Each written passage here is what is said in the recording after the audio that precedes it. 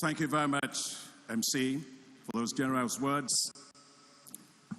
Your Excellency, Bola Ahmed Tinubu, GCFR, represented by Senator George Akume, CEO and Secretary to the Federal Government of the Federation. Your Excellency, Papa General Yakubu Gowon, GCFR, former Head of State of the Federal Republic of Nigeria, and the celebrant today. Your Excellency, the Field Marshal, Mrs. Victoria Gowon, former First Lady of the Federal Republic of Nigeria. Your Excellency, President Baba Olusegun Obasanjo, GCFR, former President of the Federal Republic of Nigeria. Your Excellency, Architect Namadi Sambo, who was my boss, GCON, former Vice President of the Federal Republic of Nigeria. His Excellency, the Sultan of Sokoto, Alhaji Dr. Mohammed Saad Abubakar III, CFR Chairman of the lecture. And I can tell you, sir, that you are doing an incredible job as the chair, and I think that you use your authorities very, very well. And in fact, you have full diplomatic cover and immunity for all the actions that you've taken. Your Excellency Umar Aliyu Toure, President of the ECOWAS Commission, thanks for having us, my brother, at your office here. Your Excellency, Executive Governors, Governor Bala Ahmed, my dear brother, we serve together in the government, and other executive governors here and former governors, the former President of the Senate, Bola Saraki, distinguished senators, honorable members, the National Assembly, past and present, honorable ministers, present and past. I see a lot of my colleagues also here today. Our royal fathers, our spiritual fathers, Professor Jerry Ghana, Chairman of the National Planning Committee for the events commemorating the 90th birthday of His Excellency General Yakubu Gowon. And Professor, you spoke like a pastor, and I was really waiting for you to collect the offering at the end of what you said. Maybe you'll do that later on. Eminent guests, distinguished ladies and gentlemen, of course, my very beautiful wife, Grace, the MEC, is here with me. And I can't do anything without her, so Change this your shirt. Baba gave her, actually, Baba says that all of my achievements in life, I deserve 45, and he gives her 55. So he always says, she's MEC 55, I'm Aki 45, but maybe today you give me 46, sir. And the amazing National Youth Corpus. Yes, Corpus. Your father is celebrating today, so you are all excited. It's a great honor to have been asked by His Excellency General Yakubu Gowon and Mrs. Gowon, and invited by the eminent members of the National Planning Committee to deliver the keynote lecture today. I am filled with a very deep sense of appreciation, given the significance of this august occasion. And I'm sincerely humbled by the privilege of being here to celebrate along with friends, families, and fraternal associates from far and wide the 90th birthday of one of Nigeria's greatest statesmen, a revered leader, a father of the nation, His Excellency General Yakubu Gowon. I wish to congratulate His Excellency on his epoch-making 90th birthday. I would also like to extend my congratulations to your ever-beautiful, elegant, poised, wise, never-aging wife, Mommy Victoria Gowon. You're as beautiful as when he married you, actually. And to your dear family that is here with you. General, you remain the youngest person ever to become the head of state of the Federal Republic of Nigeria. At the incredibly young age of 31, responsibility for the affairs of this great nation were thrust upon your shoulders. You married your sweetheart, the radiantly beautiful Victoria Hansatu Zachary. At the age of 34, you were. She was 23. And what a day it was. The image of both of you walking resplendently down the aisle of the Christ Church Cathedral at Lagos is still etched in the minds of those of us old enough to remember. Permit me to go down the memory lane, General Gowon. And if I might, sir, I think I am a bloody civilian, so I can still do this. My favorite image of you is riding in the royal carriage beside the British monarch, Her Majesty Queen Elizabeth II, during a state visit to the United Kingdom. As you waved to an adoring crowd with your impeccably white gloves, it was an unprecedented reception, and one reserved for exceptional global leaders of that era. The news and the images went viral globally, even though digital and social media did not exist at that time. I knew then that Nigeria was destined for global greatness.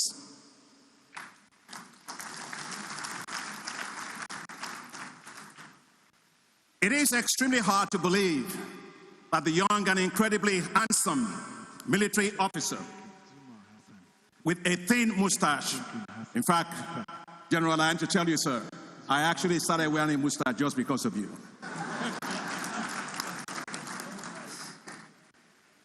And head of state and commander-in-chief of the armed forces of the Federal Republic of Nigeria is now 90 years old. Along with all the well-wishers here today and many joining around the world, I salute you, General. Hearty congratulations once again.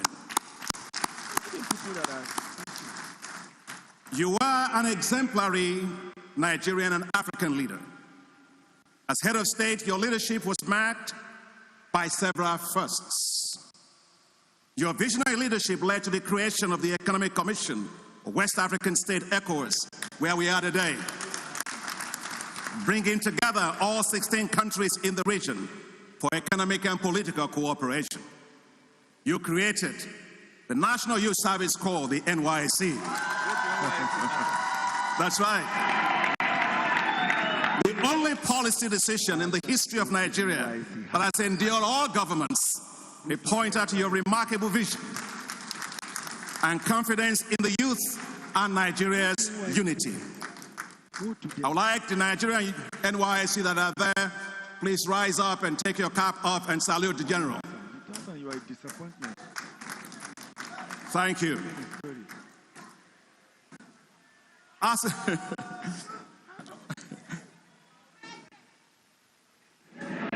All right.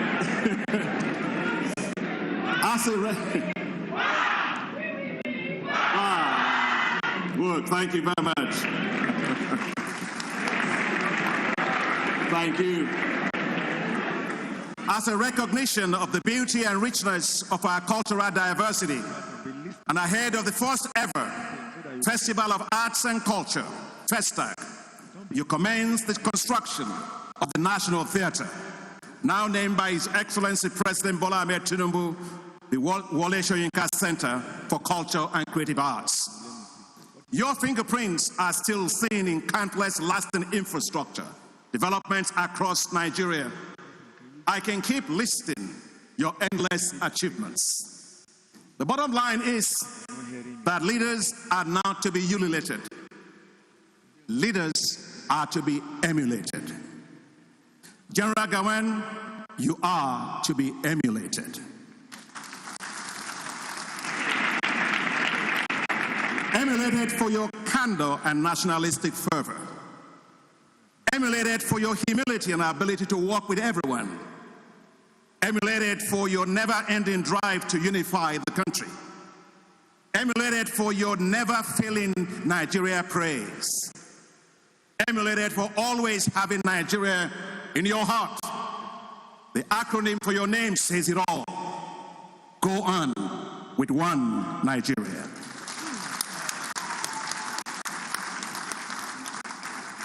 When General Gowon was told he had been overthrown in a military coup, while attending an OAU summit in Kampala, Uganda, he was amazingly calm and collected. He was the embodiment of serene demeanor he was known for. as he walked briskly out of the hall. When asked by the reporters what was next, he said in a very few words, one of his standout statements of all time: "Take care of Nigeria for me." What a profound statement to make at the lowest point of one's career. It was crystal clear, even back then, that General Yakubu Gowon has transcended self to focus on others. Nigeria was on his mind and in his heart. The young army officer with the white gloves had grown to become a leader for Nigerians of all ages, a father of the nation. Prior to independence in 1960, our nation's builders had a dream of a Nigeria that will be the shining light of Africa, and indeed the black race. As the Union Jack flag was lowered and the green, white, green flag of the newly born nation Nigeria was raised on October 1st, 1960, the whole world knew that the largest black nation on earth was making its debut. As Nigerians, we are often preoccupied with our differences and tend to think of the geographical delineations of our land. One question we do not ask ourselves enough is, what are we supposed to be? Certainly, Nigeria, 64 years after independence, should not be a developing country. Nigeria should be a developed nation. Can you hear me? As president of the African Development Bank, as I travel around Africa, one issue that often marks conversations is, when will Nigeria develop? I have listened to several leaders tell me that the rise of Africa depends on the rise of Nigeria. As the largest black nation on earth, we carry within us the hopes and aspirations of all black people in the world. Yearnings that this nation will become a beacon in the world and an inspiration that will elevate the whole continent of Africa. It is therefore time that we start thinking of Nigeria, not in terms of what or where we currently are, or how we currently see ourselves, but rather in terms of the responsibility of history that we must lift all of Africa. Right, a little bit to center your shot. When the Gulf region was to develop, I'm on you. it took Saudi Arabia to set the pace faster. History beckons on Nigeria, and we cannot disappoint. So I would like to speak to you today about building a global Nigeria.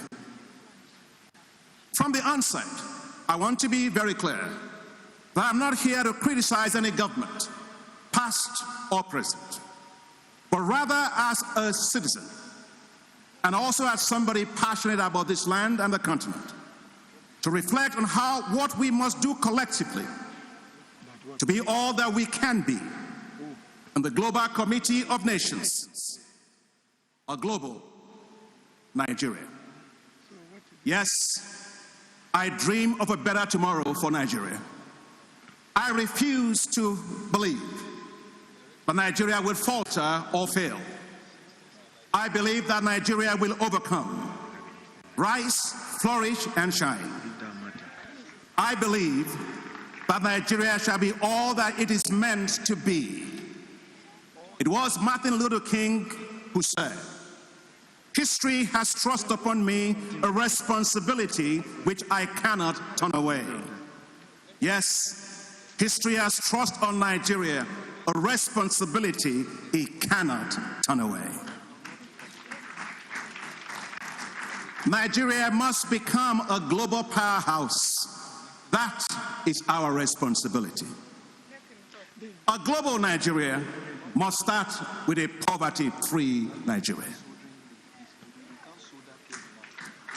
Today, poverty is extremely pervasive in Nigeria.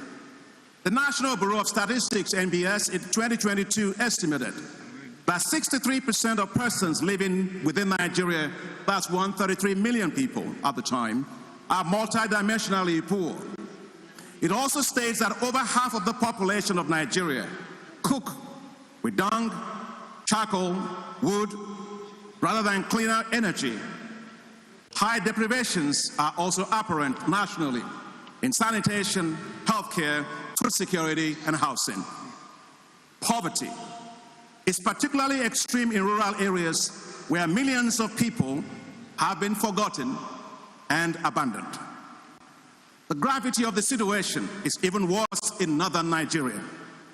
The NBS report states further, and I quote, that multidimensional poverty is higher in rural areas where 72% of the people are poor, compared to 42% of people in the urban areas. Away from this group. And as we speak today, 65% of the poor, that's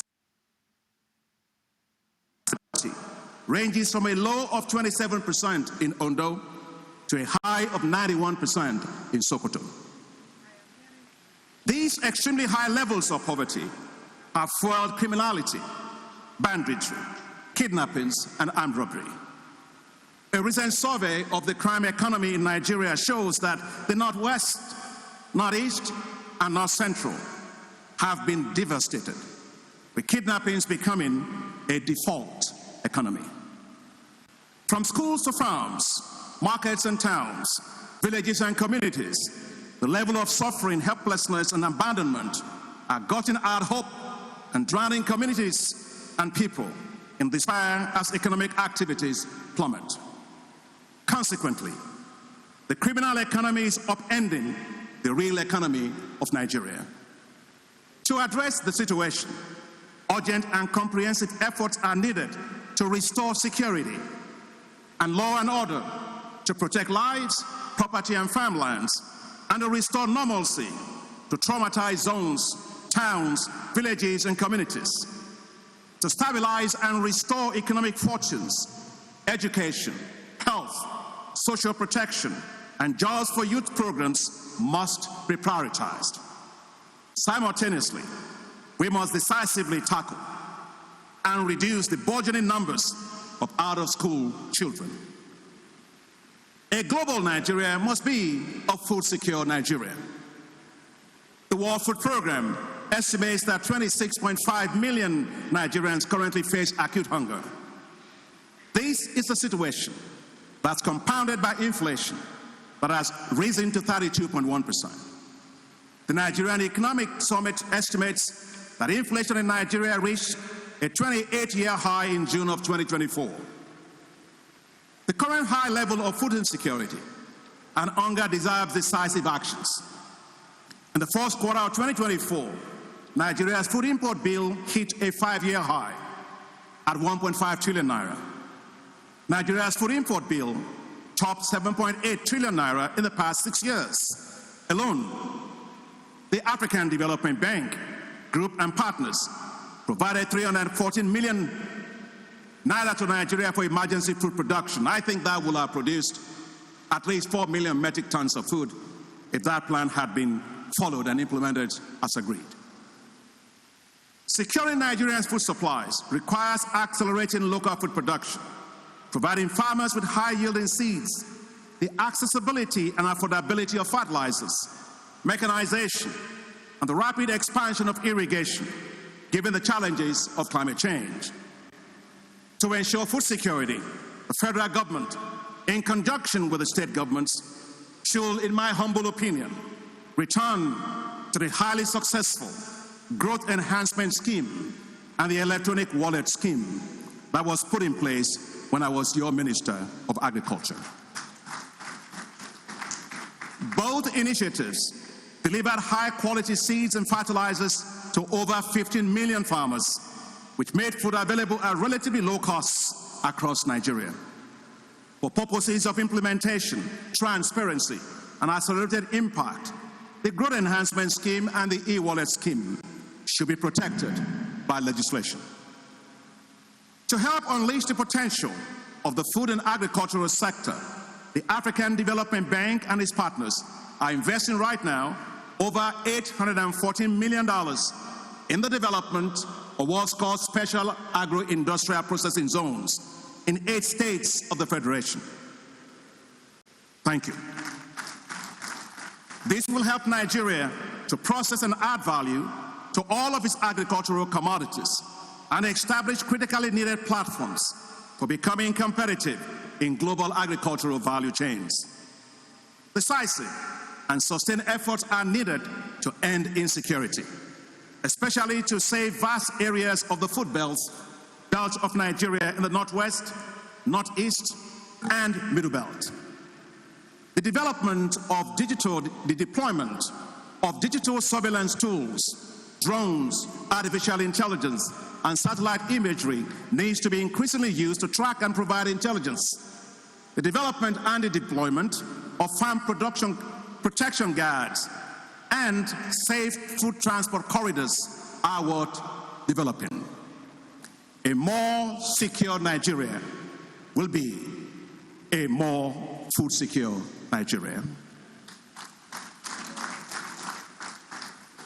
A global Nigeria must be competitive globally. Nigeria is losing out on the global drive for competitiveness in a world that is rapidly being changed via education, digital skills acquisition, and innovations across all sectors. The Global Competitiveness Index rankings for 2022 show that Nigeria was ranked 114 out of 140 countries globally.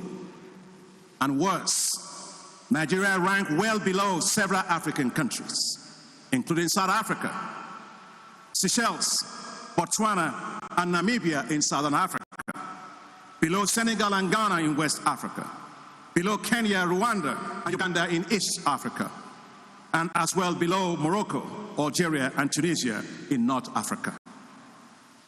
A global Nigeria must invest heavily in education. The ability of any nation to be globally competitive is determined by its human capacity or talent pools. That's why, Your Excellencies, the greatest investment that Nigeria can make is in education, especially higher education. It is worth noting that today, China has over 240 million people with higher education, which is more than the entire population of Nigeria. However, only 7% of Nigeria's population have had access to higher education.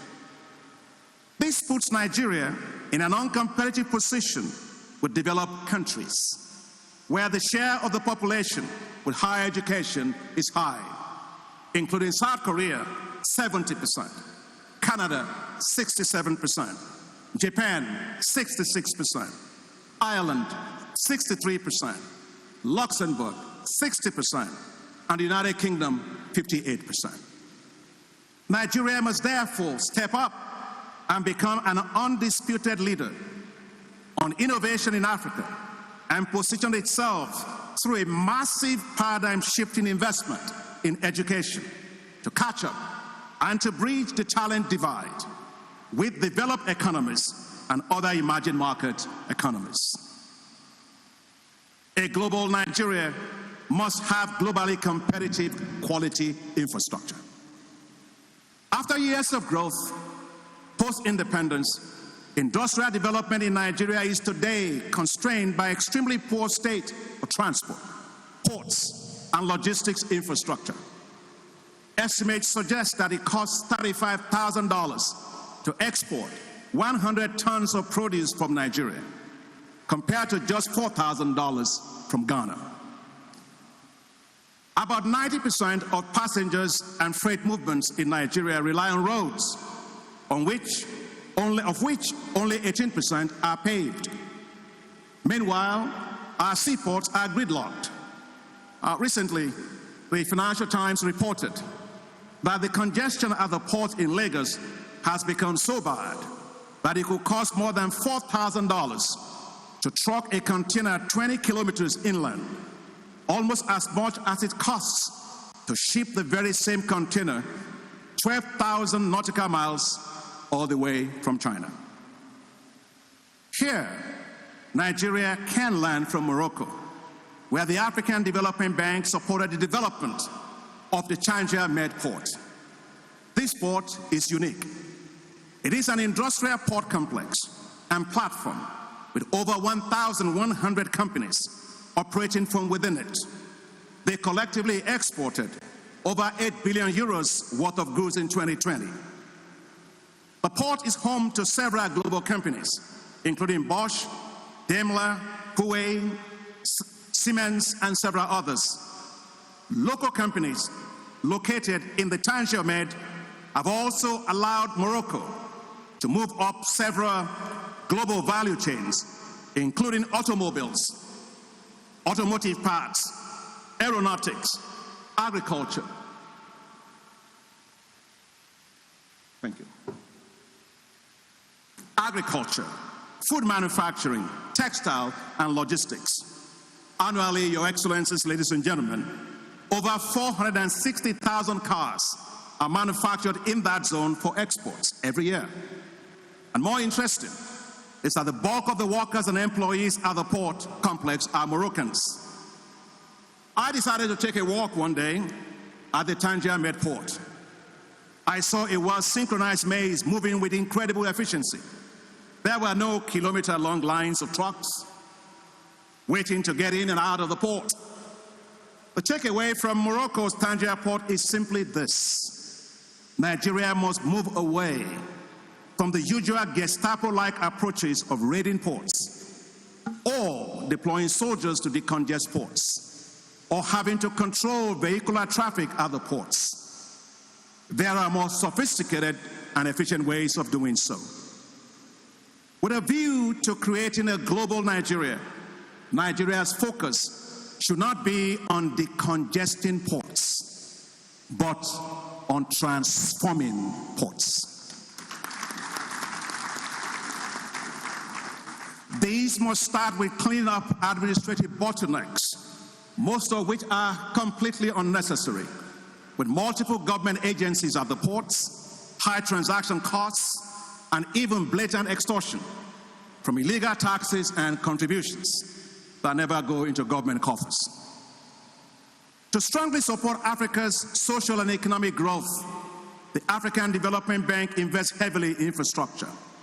Over the last 8 years alone, we have invested over $55 billion in infrastructure,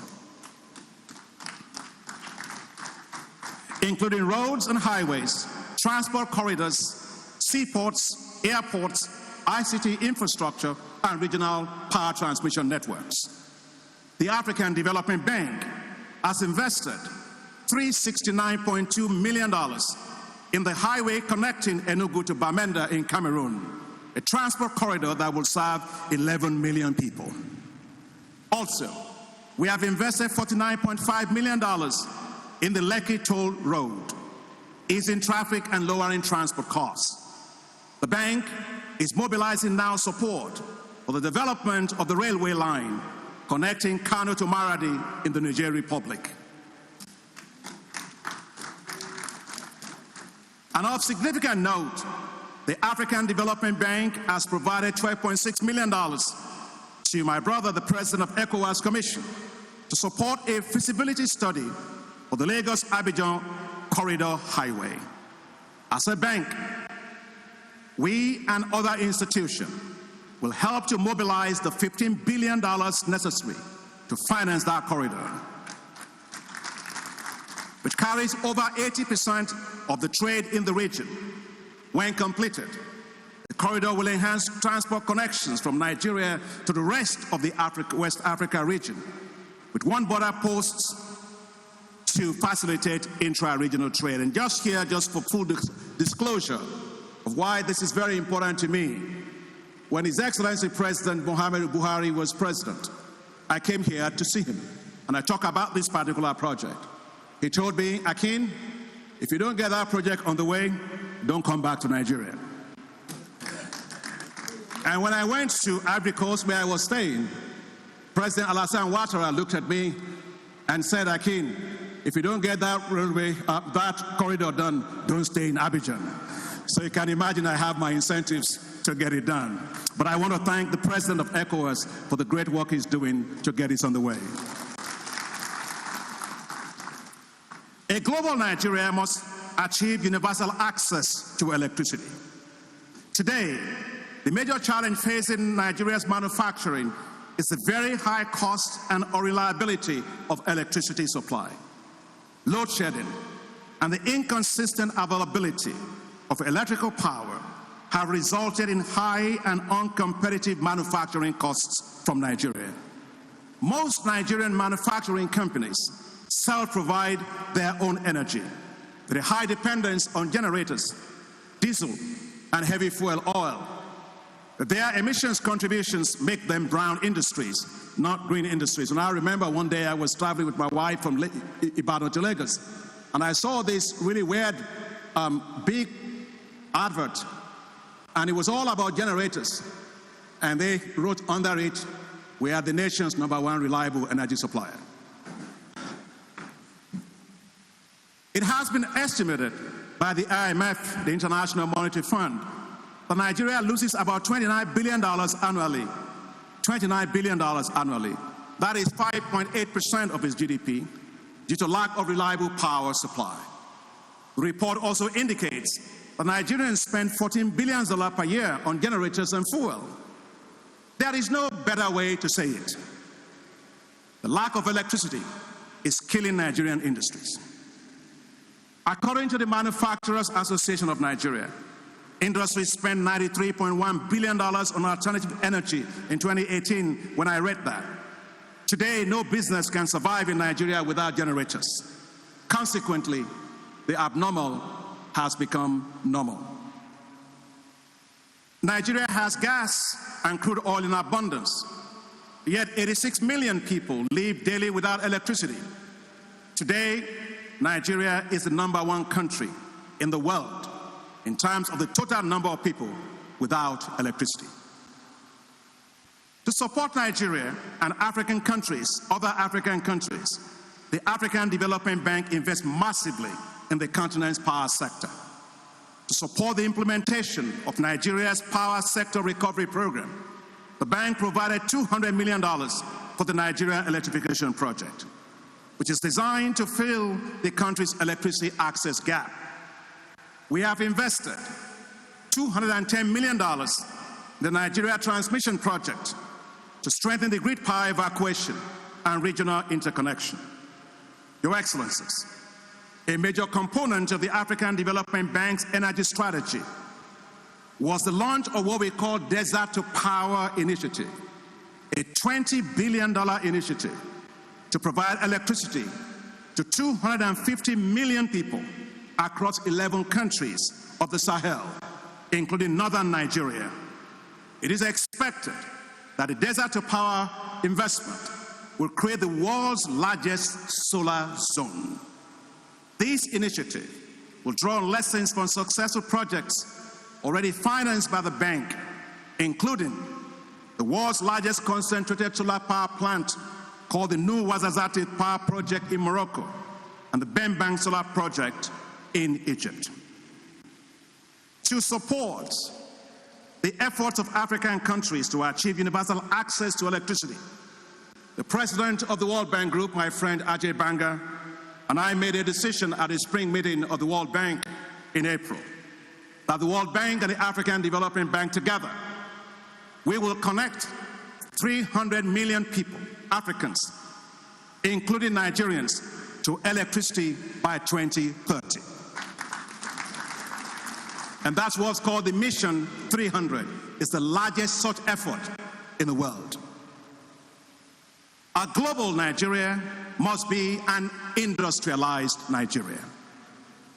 For decades, the share of manufacturing in Nigeria's GDP has hovered around 7%, as the nation has not been able to extricate itself from a comatose industrial manufacturing sector that is yet to unleash the fullness of its innovative potential.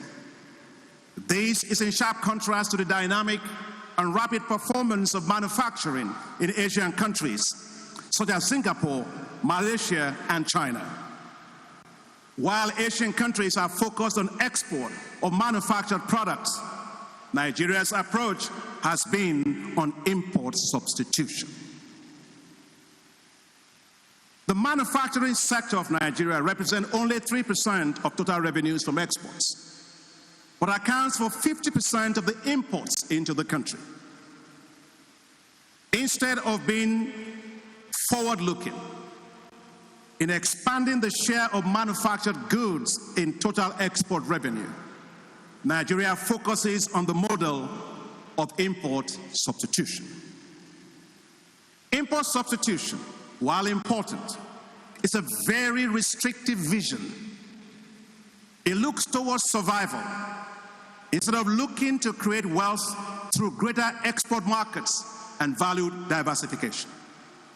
The result is a manufacturing sector that cannot nor compete globally or limit itself to survival mode and not a global manufacturing growth mode. Nigeria must have greater ambitions for its manufacturing sector by integrating and rapidly moving up global and regional value chains in areas of comparative advantage, by driving greater specialization and competitiveness, and by heavily investing in skill upgrades and human capacity development. The bottom line is that a well-developed and policy-enabled manufacturing sector with an export-oriented focus will spur greater innovation, develop our export market potential, and structurally transform the economy. Instead of being consumed with conservation or foreign exchange, the focus will shift to rapidly expanding foreign exchange through enhanced export value diversification. The $20 billion Dangote refinery, the largest single train refinery in the world, with a capacity to produce 650,000 barrels of refined petroleum products per day, is nothing short of a technological marvel. And it tells you what Nigerians can do. I am proud of Aliko Dangote. I went there myself, and I said to myself, if a person can do this one in Nigeria, just imagine if you have so many of this in Nigeria, what we will be. This refinery will reduce Nigeria's dependence on others, secure national food supplies, reduce foreign exchange expenditure, lower fuel prices, and hopefully create millions of jobs in the country. Nigeria needs more industrial global launching pads like the Dangote refinery. As head of state, General Gowon's National Development Plan was a masterpiece.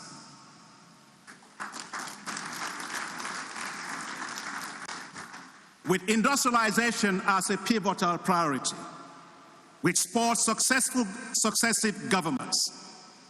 Beginning in the early 1970s, Nigeria instituted an industrial policy to support automobile assembly plants. How proud we were to ride made in Nigeria Peugeots and Volkswagens. Well, God was good, wasn't it? Consumer demand was fueled by auto loans by commercial banks. General Olusegun Obasanjo, as head of state in 1976, made it mandatory for government officials across the board to ride made in Nigeria cars. As the head of state himself and governors drove made in Nigeria vehicles, there was an initial surge in the assembly of cars with high local demand for locally made vehicles. Unfortunately, this was not sustained. If Nigeria had sustained this drive, it would have become the lead exporter of vehicles in Africa and to the rest of the world, exactly what South Africa has done and become today. Today, Nigeria prides itself as a demand center for vehicles made by others wasting resources that it should put into building and supporting a strong local automotive industry. The emergence of Innocent Automobile, an indigenous Nigerian company based in Inewi, Anambra State, is to be highly applauded. I am proud of Innocent.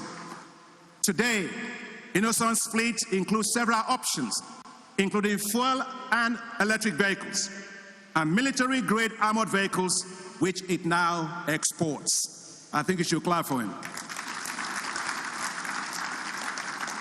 But it will make more than one company, it would take more than one company to build an industry. The advantages for a sound local automobile industry will be massive. Massive. Research, technology, and innovation. Highly skilled engineers and labor force. Small and medium-sized businesses supplying the automobile value chains. Savings from exports, imports, and so on. With the size of its population and markets, Nigeria should pursue vigorously joint ventures to establish major auto manufacturing industries in this country. An industrialized Nigeria will be a wealthy and prosperous Nigeria. A nation that should inspire Nigeria to be all it can be is Korea. Korea does not import to consume. It imports what it uses to drive its industrialization. Korea has no steel, so it imports steel and uses it to become the world's largest builder, an exporter of cargo and passenger ships. Korea has no oil or natural gas. It relies on the import of crude oil and gas. It uses that gas to power its economy and to drive industries. Korea has leveraged the import of electric machinery to become one of the largest exporters of cars in the world. Korea's major car companies, manufacturers, from Hyundai to Kia to Renault Korea, Daewoo, and so on, exported 2.8 million cars in 2023 to 198 countries. In the first quarter of 2024, Korea exported $37 billion worth of cars. Your Excellency, ladies and gentlemen, that is 67% of Nigeria's crude oil export per year, all in just one quarter. As a result, Korea is an industrialized economy and one of the largest exporters in the world. It exports in 2023 were $623 billion. Nigeria's import is for consumption, not for industrialization. Nigeria's export in 2023 was a mere $57 billion, of which crude oil accounts for $52 billion. Paradoxically, for decades, Nigeria has exported crude oil and imported petrol and finished petroleum products. The resultant impact on the economic divergence is stark. Poverty, take it for example. Just 2% of Koreans live in poverty. And yet today, the number of Nigerians living in poverty is 88.4 million people, or 40% of the population. That is 1.69 times the population of Korea. And what about per capita income? The per capita income of Korea is $34,164 per person. The per capita income of Nigeria, by contrast, is $1,109 per person. Today, Korea is the 10th largest donor country in the world. A global Nigeria must therefore move into high-valued manufacturing. Take the example of Vietnam, a nation that was at war with the United States for 20 years.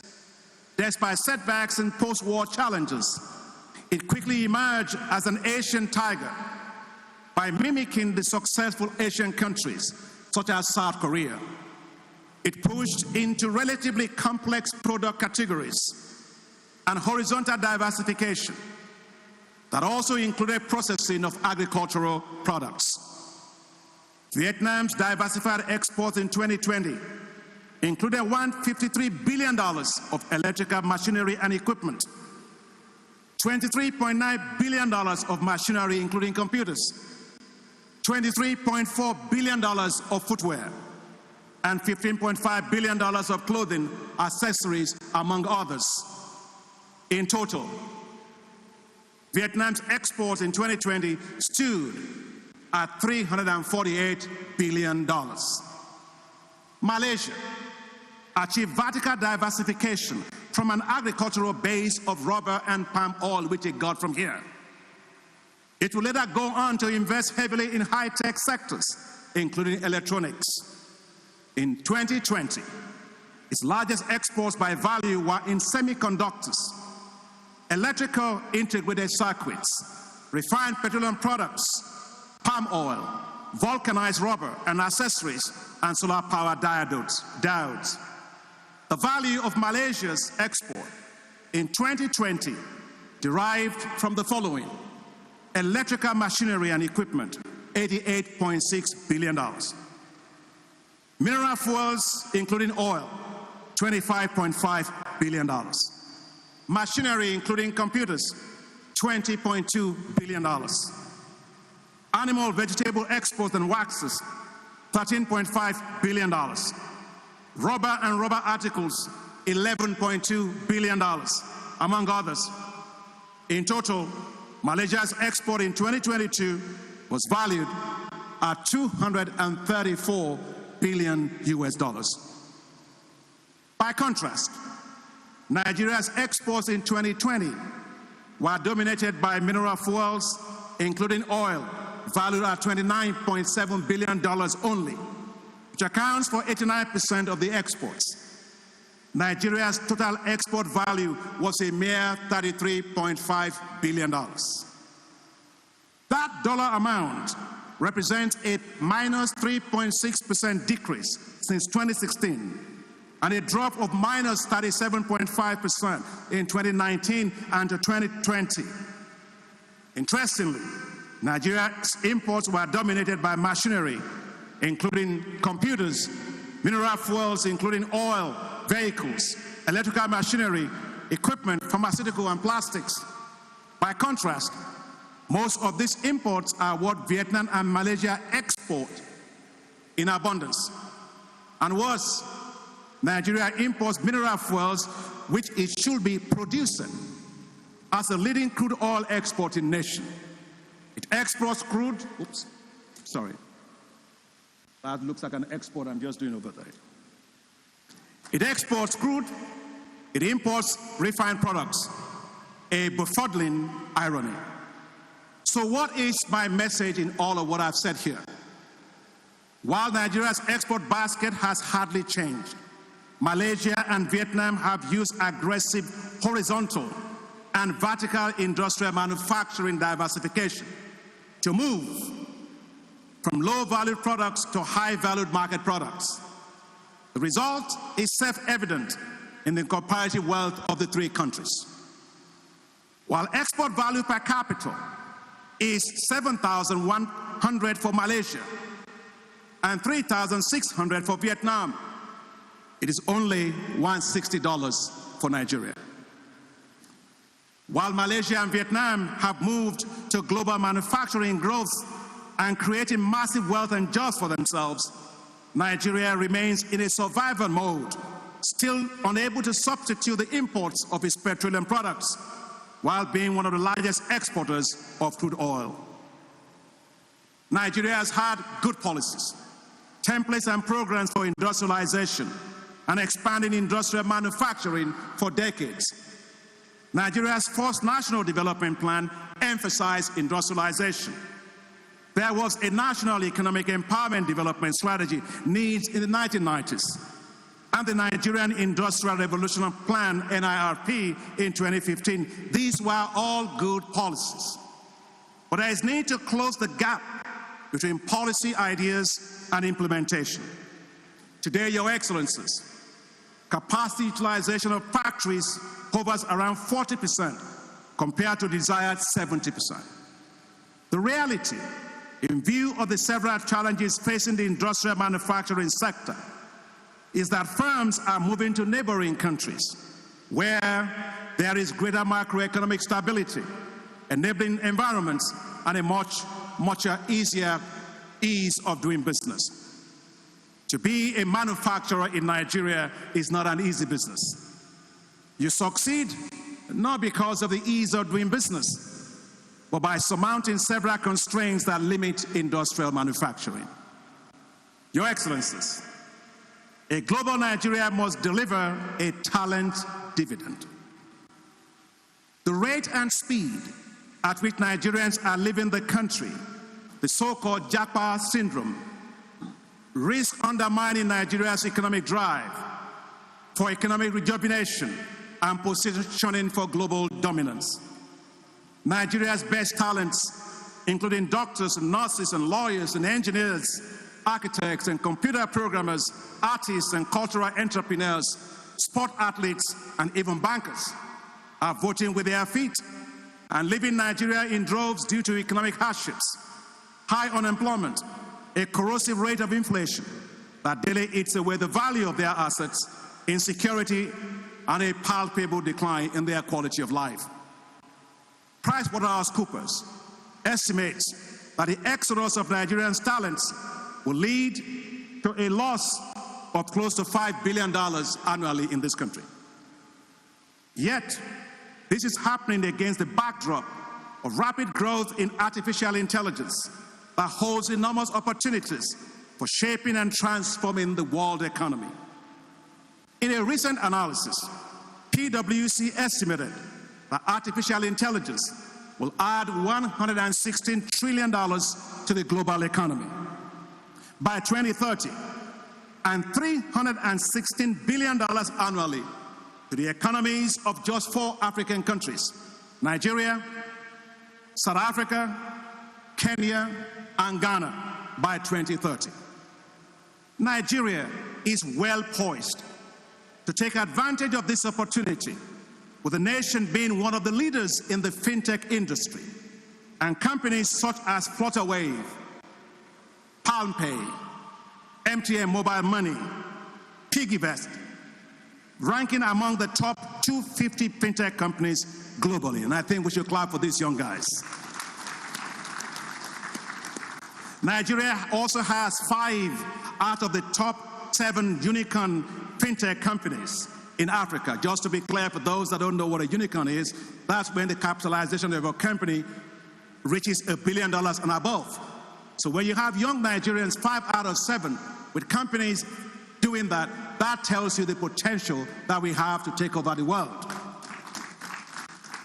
Today we have InterSwitch, Flutterwave, Opay, and Andela demonstrating the ingenuity and the entrepreneurial capacity of Nigerians to lead, to innovate, and to dominate the competitive industry of the fintech. That is why, Your Excellencies, the African Development Bank, along with partners, is investing $614 million in Nigeria in what is called an iDice program. This bold initiative is designed to develop digital and creative enterprises, which will add $6 billion to Nigeria's GDP and create 6.4 million jobs.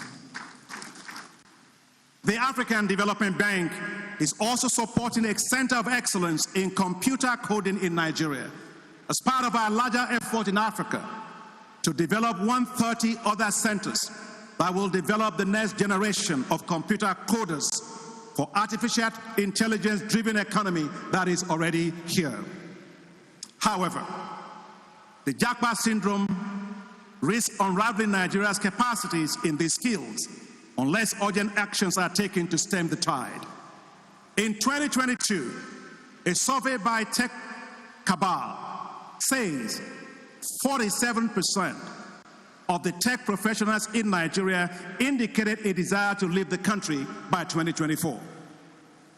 There is no doubt that this will seriously hamper Nigeria's technological capacity to innovate, its readiness index for the fourth industrial revolution, and its ability to move into higher-end industries such as electronics, semiconductors, the development of appliances and machineries, and of course, space exploration.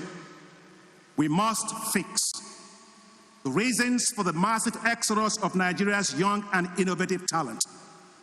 This requires a stable macroeconomic environment, strong infrastructure, more attractive salaries, state-of-the-art facilities, and technology hubs, support innovation and entrepreneurship, enhance talent absorptive capacities by industries, and fiscal incentives.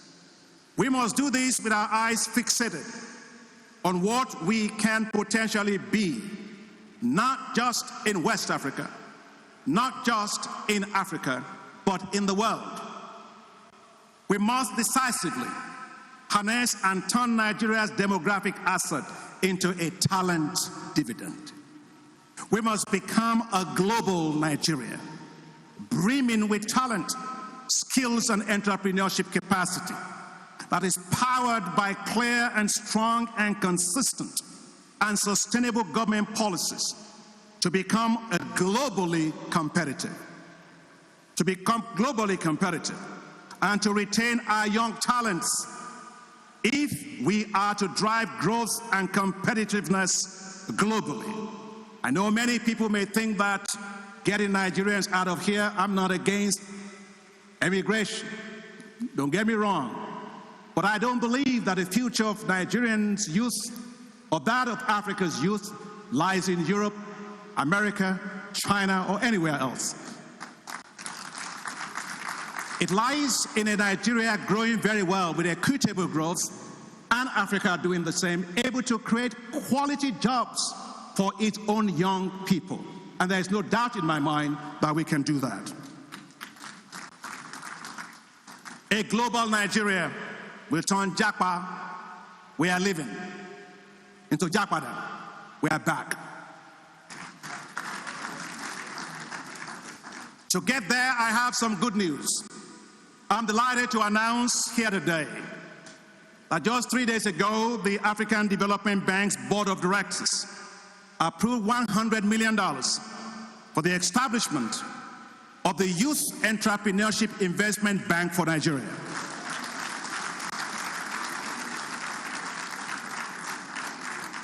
This new bank will support the businesses of the youth in Nigeria using technical assistance, business incubation, and invest equity, quasi-equity, and debt in these businesses, as well as deploy guarantee instruments to de-risk the lending to all this by all financial institutions in Nigeria. It will be a new day and a new dawn for Nigeria, and I want to congratulate the President and the team for that. Minister Wale Edun has worked exceptionally hard with us on this, and Secretary to the Federal Government, please kindly thank him on my behalf. Your Excellencies, as I bring this to a close, while we have several challenges, the opportunities before us are immense. Our challenges are nothing more than hurdles that we can and we must surmount in our race to transform Nigeria from a developing nation into a developed and well-respected nation. The French poet and novelist Victor Hugo said, "Nothing is more powerful than an idea whose time has come." It is time for a global Nigeria.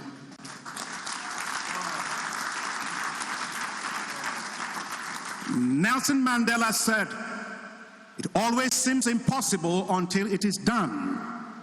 It is time to look beyond our challenges and decisively seize the moment. When others doubt us, we must never doubt ourselves. United, focused, and determined, we must create a new and brighter future for Nigeria, a global Nigeria. For the time has come for Nigeria to arise and shine.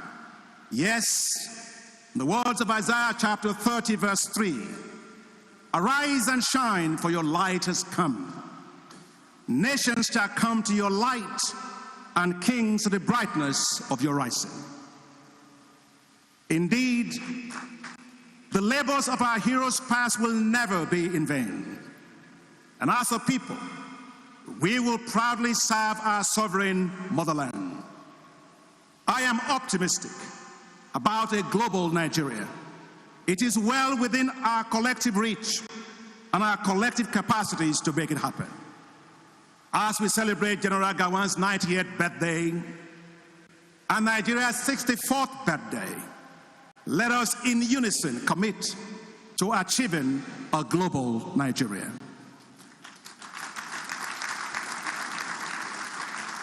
Oh, our dear nation, Nigeria, as a nation born in hope, sustained by hope, destined for greatness, you will fulfill your promise. Through storms and raging winds, your anchor will hold firm, guiding us towards a glorious future. We will safeguard your light, no matter how it flickers, for your enduring flame will never be dimmed. God bless you all, our dear nation, our homeland, Nigeria. Let us go on, as Gowon says, with one Nigeria. Congratulations and happy 90th birthday, General Yakubu Gowon. May God bless and continue to keep you. May God bless our beloved nation and help us to become a prosperous, shining light, a truly global Nigeria. Thank you very much.